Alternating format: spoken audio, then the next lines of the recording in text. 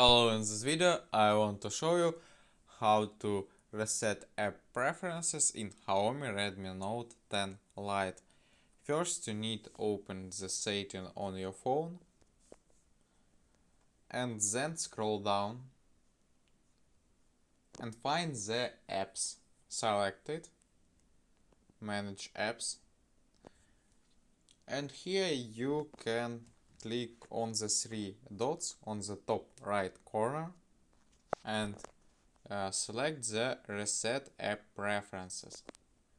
And here we can see this will reset all preferences for disabled apps notifications, default apps, and background data of apps. You will not lose any app data, and we can click on the reset apps.